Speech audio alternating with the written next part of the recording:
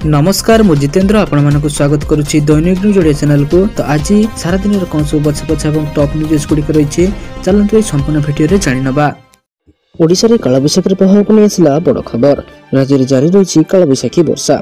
राज्य में बढ़ कालबैशाखी वर्षार प्रभाव फल अधिकांश स्थान में बिजुली घड़घड़ी सामक वर्षा हो पारे। आज 18 जिला को येलो वार्निंग जारी कर सब जिले में बिजुली घड़घड़ी सह किसी स्थान में 40 ରୁ 50 किलोमीटर बेगर पवन बही पारे। वर्षा हेले भी गुड़गुड़ी जारी रही पूर्वानुमान करिछि पाणीपाग विज्ञान केन्द्र। वर्षा जोगु उत्तर अभ्यंतरीण अंचल में सर्वाधिक तापमात्रा प्राय 4 ରୁ 5 डिग्री सेल्सियस ह्रास होता बेले दक्षिण अभ्यंतरीण ओडिशार अनेक स्थान में और उत्तर अभ्यंतरीण ओडिशार गोटे कि 2टी स्थान में प्राय 2 ରୁ 3 डिग्री सेल्सियस ह्रास पाई तापमात्रा। 18 तारिख पर्यंत यह अलर्ट जारी कर सप्ताह जाए दिन तापमात्रा कौन परिवर्तन हेब नहीं बोली सूचना देछि पाणीपाग विज्ञान केन्द्र। चलो देखिए परवर्ती अपडेट कौन रही। भारत पाकिस्तान युद्ध को नहीं पुणी एक बड़ खबर। बढ़िला भारत पाकिस्तान मध्य अस्त्रविरति अवधि। उभय देशर सहमति मे 10 तारिख में भारत पाकिस्तान सीमार अस्त्रविरति राजी होते। दुई देशर डीजीएमए मध्य बुझाणा सहित यह अस्त्रविरति लागू होता बेले एवं सुरक्षा दृष्टि यार अवधि 4 दिन बढ़ाई दि जाइए।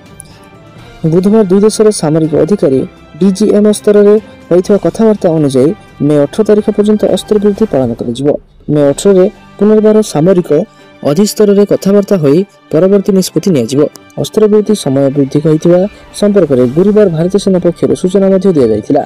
या सहित दुई देश सीमार सैन्य मानक संख्या ह्रास करने को निष्पत्ति नियाଯାଇଛି। तेरे मे 6 और 7 तारिख में राति में भारत सेना पाकिस्तान माटी में ऑपरेशन सिंदूर नाम सामरिक अभियान करने पर दुई देश मध्य युद्ध उत्तेजना सृष्टि होता। 4 दिन युद्ध उत्तेजना पर मे 10 तारिख में प्रथम अस्त्रविरति पालन कर। चलो देखिए परवर्ती अपडेट कौन रही। मुख्यमंत्री मोहन सरकार को मानुना वीडियो। सरकार 11 मास पूर्ण कलानी हेले मुख्यमंत्री मोहन चरण माझी कहते वीडियो कथा शुणुना विधायकों को भी विधायक मान भी खातिर करना जहां नहीं राजनीतिक अलिंदी में चर्चा जोर धरी। प्रश्न उठुची जदि मुख्यमंत्री कथा वीडियो न शुणती तेबे कहा कथा शुणुंट। ब्लॉक रे कौन एवं भी बीजेडी राज चली। बीजेडी विधायक बीजेडी नेता बीजेडी सरपंच बीजेडी ब्लॉक अध्यक्ष मानकर राज आज पर्यंत चली रही कि तेबे मुख्यमंत्री करुले कौन बोली प्रश्न उठी। मुख्यमंत्री कहते मो छोट ब्रेन रे सबू सेव हो रही। मुख्यमंत्री भिसी रे भाषण देउथा बेले वीडियो टीवी काटी देउछन्ते। लोकन को पळाई जीवाको कहउछन्ते। एहा को मु क्षमा करबी नाही। एहा परे परिस्थिति कोन हेबा आपण माने जानिछन्ते। मु आदिवासी लोक तृणमूल स्तर रे आसीछे। मो सरलता को मो दुर्बलता बोली भाबंतु नाही। हार्ड निष्पत्ति भी नहीं पारे। आशा करूची एहा को सुधारी नबे। एथिरे स्पष्ट अनुमेय केउ वीडियो एभली करूछन्ती सेने मुख्यमंत्री के पाखरे तथ्य सब प्रमाण रहिछे। जदि तथ्य प्रमाण अछि कार्यानुष्ठान निया जाई नाही काहेकि यार उत्तर एबे लोक माने मागिबा आरंभ कलेनी। चलन देखिया परवर्ती अपडेट कौन रही। नुआ राशन कार्ड बंटन को नहीं आसला बड़ खबर। हिताधिकारी मानक राशन कार्ड बांटिले मंत्री। चलन देखिनबा संपूर्ण अपडेट कौन रही। गदिया ब्लॉक सभागृह परिसर में राशन कार्ड बंटन मेला अनुष्ठित हो जाता। ओडिशा सरकार खाद्य जोगाण खाउटी कल्याण मंत्री कृष्णचंद्र पात्र मुख्य अतिथि भाव जोगदे प्रथम पर्यायर 30 जन हिताधिकारी राशन कार्ड बंटन करथिले।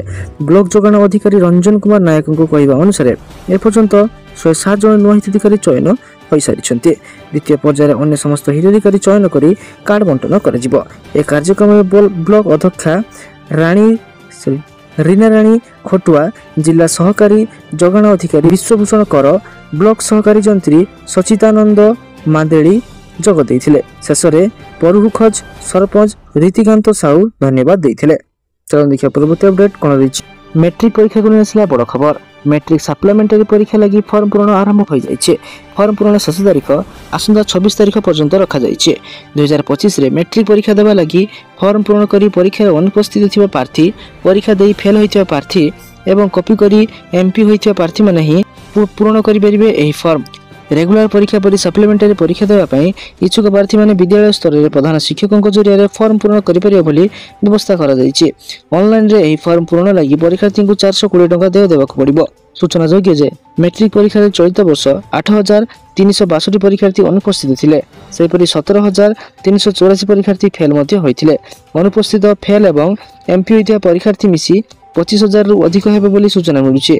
ଫର୍ମ ପୂରଣ ସରିବା ପରେ କେବେ ସପ୍ଲିମେଣ୍ଟାରୀ ପରୀକ୍ଷା ହେବ ସେ ସମ୍ପର୍କରେ ଖୁବ୍ ଶୀଘ୍ର ପରୀକ୍ଷା ସୂଚୀ ନିର୍ଘଣ୍ଟ ଜାରି କରିବେ ବୋଲି ବୋର୍ଡର ଜଣେ ଅଧିକାରୀ ସୂଚନା ଦେଇଛନ୍ତି।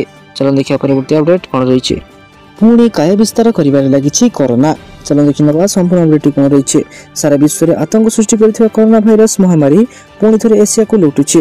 ହଂକଂ ଏବଂ ସିଙ୍ଗାପୁର ଭଳି ଦେଶମାନଙ୍କରେ କୋଭିଡ-19 ମାମଲାରେ ଅଚାନକ ବୃଦ୍ଧି ହେବାର ଦେଖାଯାଉଛି। ଫଳରେ ସ୍ୱାସ୍ଥ୍ୟ ଏଜେନ୍ସିମାନେ ସତର୍କ ହୋଇ ଯାଇଛନ୍ତି। ବିଶେଷଜ୍ଞମାନଙ୍କ ଅନୁସାରେ ଏହା ସମ୍ଭବତଃ ନୂଆ ଲହରର ଚେତାବନୀ ହୋଇପାରେ। ଏଥିପାଇଁ ବିଶେଷଜ୍ଞମାନେ ଭାରତକୁ ମଧ୍ୟ ସତର୍କ କରାଇଛନ୍ତି। ହଂକଂ ସ୍ୱାସ୍ଥ୍ୟ ସଂରକ୍ଷଣ କେନ୍ଦ୍ରର ସଂକ୍ରାମକ ରୋଗ ବିଭାଗ ମୁଖ୍ୟ ଡକ୍ଟର ଆଲବର୍ଟ ଓ ତାଙ୍କ ଅନୁସାରେ ସହରରେ କୋଭିଡ ସଂକ୍ରମଣ ସ୍ତରରେ ଦ୍ରୁତ ବୃଦ୍ଧି ହେଉଛି। ସେ କହିଛନ୍ତି ଯେ ପଜିଟିଭ ହାର ବର୍ଷକ ମଧ୍ୟରେ ଉଚ୍ଚତମ ସ୍ତରକୁ ପହଞ୍ଚି ଯାଇଛି ଏବଂ ଜଟିଳ ମାମଲା ସହିତ ମୃତ୍ୟୁହାର ମଧ୍ୟ ବୃଦ୍ଧି ହେଉଛି।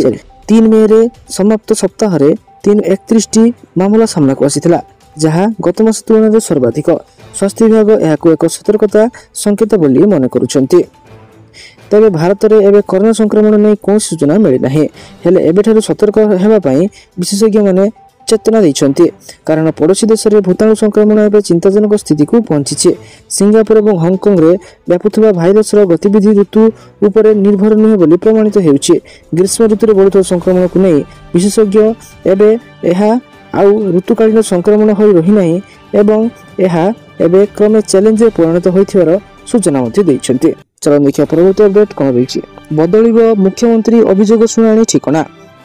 ଓଡ଼ିଶା ମୁଖ୍ୟମନ୍ତ୍ରୀ ମୋହନ ଚରଣ ମାଝୀଙ୍କ ଦ୍ୱାରା ଶୁଣାଣି ହେଉଥିବା ଜନସାଧାରଣଙ୍କ ଅଭିଯୋଗର ମୁଖ୍ୟ ମାଧ୍ୟମ ଅଭିଯୋଗ ସେଲ୍ର ସ୍ଥାୟୀ କାର୍ଯ୍ୟାଳୟ ଶୀଘ୍ର ନୂଆ ସ୍ଥାନକୁ ହସ୍ତାନ୍ତର କରାଯିବ। ଅଶୋକନଗର ମଣ୍ଡଳ ସାଧନା କେନ୍ଦ୍ର ୟୁନିଟ୍ 2ରେ ନୂଆ ସୁବିଧା ଯୋଜନା ହୋଇଛି। ନୂଆ ସ୍ଥାନ ପ୍ରସ୍ତୁତ ନ ହେବା ପର୍ଯ୍ୟନ୍ତ ଅସ୍ଥାୟୀ ସେବା ତମ୍ବୁ ବ୍ୟବସ୍ଥାରେ ଚାଲିବ। ଭୁବନେଶ୍ୱରରେ ମୁଖ୍ୟମନ୍ତ୍ରୀ ମୋହନ ମାଝୀଙ୍କ ଅଭିଯୋଗ ସେଲ୍ 2024 ଜୁଲାଇ 1ରେ କାର୍ଯ୍ୟ ଆରମ୍ଭ କରିଥିଲା, ଯେଉଁଥିରେ ମୁଖ୍ୟମନ୍ତ୍ରୀ ଏବଂ 7 ଜଣ ମନ୍ତ୍ରୀ ବ୍ୟକ୍ତିଗତ ଭାବେ ଜନସାଧାରଣଙ୍କ ଅଭିଯୋଗ ଶୁଣାଣି କରୁଥିବା ଏକ ଗଠନମୂଳକ ବ୍ୟବସ୍ଥା ରହିଛି।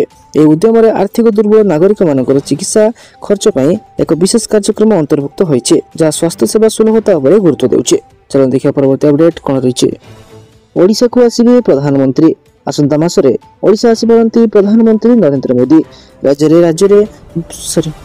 ରାଜ୍ୟରେ ସରକାରର ବର୍ଷପୂର୍ତ୍ତି ସମାରୋହରେ ଯୋଗଦେବାକୁ ପ୍ରଧାନମନ୍ତ୍ରୀ ସମେତ କେନ୍ଦ୍ର ଗୃହମନ୍ତ୍ରୀ ଏବଂ କେନ୍ଦ୍ର ମନ୍ତ୍ରିମଣ୍ଡଳର ଅନ୍ୟାନ୍ୟ ସଦସ୍ୟ ଓଡ଼ିଶା ଆସିପାରନ୍ତି ବୋଲି ରାଜସ୍ୱ ମନ୍ତ୍ରୀ ସୁରେଶ ପୂଜାରୀ ସୂଚନା ଦେଇଛନ୍ତି। ଏନେଇ ପ୍ରଧାନମନ୍ତ୍ରୀଙ୍କ କାର୍ଯ୍ୟାଳୟ ସହିତ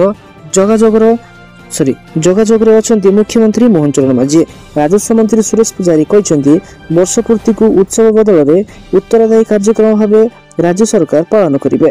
ଜୁନ୍ 12ରୁ 19 ତାରିଖ ପର୍ଯ୍ୟନ୍ତ ଏହି କାର୍ଯ୍ୟକ୍ରମ ଚାଲୁ ରହିବ। ରିପୋର୍ଟ କାର୍ଡ ଧରି ରାଜ୍ୟର 1 କୋଟି ପରିବାରଙ୍କ ପାଖରେ ସରକାର ପହଞ୍ଚିବେ। 2024 ନିର୍ବାଚନ ବେଳେ ଭାଜପା ଦେଇଥିବା 21ଟି ପ୍ରତିଶ୍ରୁତିରୁ ବର୍ଷକ ମଧ୍ୟରେ 11ଟି ପୂରଣ କରା ସରିଲାଣି। ଆଗାମୀ 1 ବର୍ଷ ମଧ୍ୟରେ ବଳକା 10ଟି ପ୍ରତିଶ୍ରୁତି ପୂରଣ କରାଯିବ ବୋଲି ରାଜସ୍ୱ ମନ୍ତ୍ରୀ ପୂଜାରୀ ସୂଚନା ଦେଇଛନ୍ତି। ଚାଲନ୍ତୁ ଦେଖିବା ପରବର୍ତ୍ତୀ ଅପଡେଟ୍ କ'ଣ ରହିଛି। ଏଥର ମାଗଣାରେ ବସ୍ ଯାତ୍ରା କରିବେ ମହିଳାମାନେ। ସୂଚନା ଅନୁଯାୟୀ ସରକାର ମହିଳାମାନଙ୍କ ପାଇଁ ମାଗଣା ବସ୍ ସେବା ଜାରି କରିଛନ୍ତି। ଖାଲି ସେତିକି ନୁହେଁ, ବିଧବା ମହିଳାମାନଙ୍କ ଭତ୍ତାକୁ ମଧ୍ୟ ବୃଦ୍ଧି କରିଦେଇଛନ୍ତି। ବିଧବା ମହିଳାମାନେ ବିଧବା ଭତ୍ତା ପାଉଥିଲେ ମାତ୍ର 1000 ଟଙ୍କା, କିନ୍ତୁ ବର୍ତ୍ତମାନ ନୂଆ ନିୟମ ଅନୁଯାୟୀ ସେମାନଙ୍କୁ ମିଳିବ 3000 ଟଙ୍କା। ଅର୍ଥାତ୍ ସରକାର ବିଧବାମାନଙ୍କର ଭତ୍ତା ପଇସା 2000 ଟଙ୍କା ବୃଦ୍ଧି କରିଦେଇଛନ୍ତି। ମାଗଣା ବସ୍ ସୁବିଧା ମହିଳାମାନଙ୍କୁ କେବଳ ସରକାରୀ ବସ୍ରେ ମିଳିବ। ସରକାରୀ ବସ୍ରେ ମହିଳାମାନେ ଯୁଆଡ଼େ ଯିବେ ତାହା ମାଗଣା ଅଟେ। ପଡୁଚେରୀ ମୁଖ୍ୟମନ୍ତ୍ରୀ ଏଏନ୍ ରଙ୍ଗାସ୍ୱାମୀ କେନ୍ଦ୍ରଶାସିତ ଅଞ୍ଚଳବାସୀଙ୍କ ପାଇଁ ଏହି ମାଗଣା ବସ୍ ସେବା ଯୋଜନା ଘୋଷଣା କରିଛନ୍ତି। ଚଳିତ ବର୍ଷ ମାର୍ଚ୍ଚ 1 ତାରିଖରେ ବିଧାନସଭା ଅଧିବେଶନ ବେଳେ ଏହି ଘୋଷଣା କରାଯାଇଛି।